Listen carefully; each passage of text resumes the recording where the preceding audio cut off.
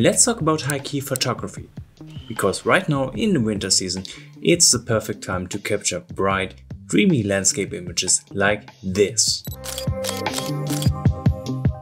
With this video, let me explain what high-key images are for the people new to photography. Then I'll show you a quick rundown of how and where I captured those, and finally we will also edit one of these photos together in Lightroom. And as always, you can follow along the editing by downloading the raw file from the link in the description of the video.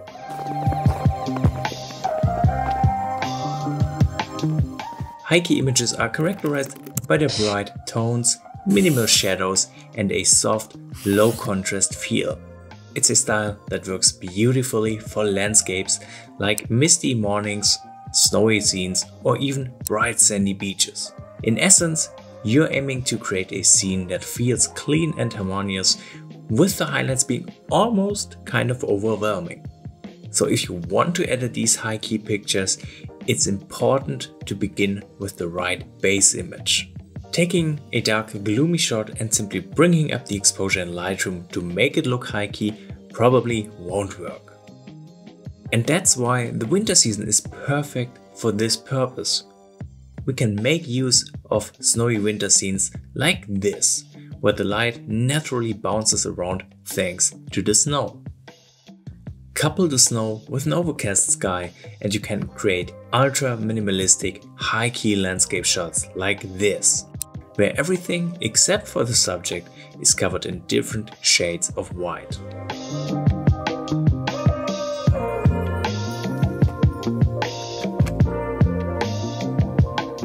While capturing the image, make sure the histogram is enabled and you're using it. And try to bring it as far to the right side as possible without overexposing.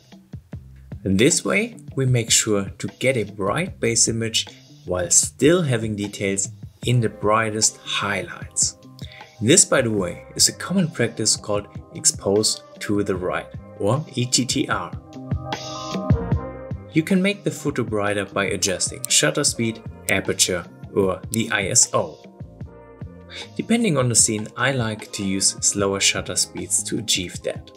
But if that's not possible, I usually raise the ISO, since with modern cameras, you should be able to go as high as 3200 without worrying about noise issues. Of course, adjusting the aperture is also a possibility, but I like to keep it somewhere between f11 and f18 for sharper images. So now that we have our raw file, it's time to edit it. Let's take a closer look at Lightroom. And keep in mind you can follow along by downloading the raw file from the link in the description. Alright, so that is the raw file on which we will be working on. You might think this shot is a little on the darker side, but if you take a look at the histogram, you can see right here in the brightest parts, it's almost clipping. And that's exactly what we want. We want to have the brightest possible base image without losing details in those very bright areas right here coming through the trees. What we can do to make it truly a high-key image is we can work on the shadows and the midtones and the highlights to further brighten it up. So I'm going to start this changing the profile from Adobe Color to Adobe Standard. This will lessen the contrast, and as I said in the beginning of this video, for these high-key images, they always tend to have some kind of low contrast look. So next up, what I'm going to do is to bring up the exposure, and while I'm adjusting the exposure, it's important again to keep an eye on the histogram, since we don't want to overexpose anything. But this is looking really good. We are opening up the shadows this way, further reducing the contrast between shadows and highlights. Now what I'm going to do is to drop the highlights all the way down, which will make the brightest parts of the image darker. But to counter the loss in brightness, what I'm going to do as well is to bring up the whites very gently, just right around here, almost overexposing the image. We can further work on the brightness with the shadows, since there are still shadows left in this image. Now I don't want to lose all the contrast, but I still want to bring up the shadows just a little bit, tickling out some more brightness. I think this is looking really good. Now there's one more thing we can change, and that is the blacks slider. We can go in either direction. We could either bring up the blacks further lessening the contrast of this image, but I think actually lowering the contrast might look better. So I'm going to very gently drop the blacks, introducing just a little bit of contrast, but I think right around here looks really, really good. After setting up the base tonal adjustments, what I want to do next is to work on the white balance. You can see there is a very slight blue color cast. I want to fix that by bringing up the white balance temperature. And since we have a lot of white tones in this image, we can use this little trick, which I have shown in a few other videos, where I'm aligning those 3 differently colored peaks in the histogram by pushing up the temperature slider like this. So I think right around here is looking pretty good. Then next I'm going to add a little bit of texture, making this image look sharper. At the same time I'm going to bring down the clarity, and I'm going to bring down the dehaze to add some more dreamy glowing look on top. Perfect. Then I do want to bring up the vibrance. I do want to have some colors in this shot, so that makes perfect sense to do this. Since we almost have no colors left in here, I'm going to raise the vibrance quite a bit, so we do have an effect in here. So that's pretty much it for the basic adjustments. We can compare the image to before real quick, and you can see a huge difference, especially in the brightness and the white balance. At this point, we can also apply a little bit of masking. For this image, there's just one mask I want to apply, so let's open up the masking panel. I'm going to use a linear gradient, and I'm going to place it outside the image. This way we are covering the whole image with this linear gradient.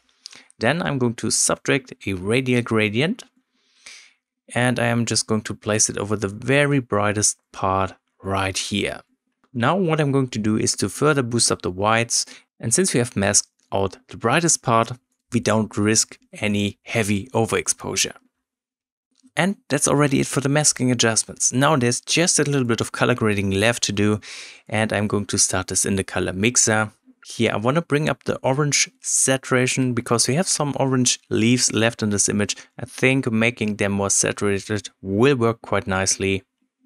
At the same time, I'm not a huge fan of these yellow tones in the trees, so I'm going to tone down the yellow saturation. And also let's bring up the blue tones, which will make the snow just a little more saturated. Alright, finally let's also head into the calibration tab. Here I want to heavily bring down the blue primary hue, which will make the image look just much better, in my opinion at least. You can see those orange tones changing slightly as I shift the blue primary hue. Right around here looks great. I'm also going to bring up the saturation quite a bit. So there we have some nice color contrast between the bright blue snow and those trees. Alright, then it's time to sharpen the image in the details tab. And as always, I'm going to bring down the radius all the way. Let's also raise the details all the way up. Then let's hold down the Alt key while adjusting the masking slider. Since there are a lot of details in this image, masking will not be that useful, but we can still filter out a few of those areas here, as you can see. Then I'm going to bring up the amount of sharpening, and that's it. There we have our high key image edited in Lightroom. So I hope this high key landscape photography tutorial was helpful, and I hope you will give it a try yourself in the upcoming weeks. If you have any questions left, let me know in the comments, and thank you so much for watching this video.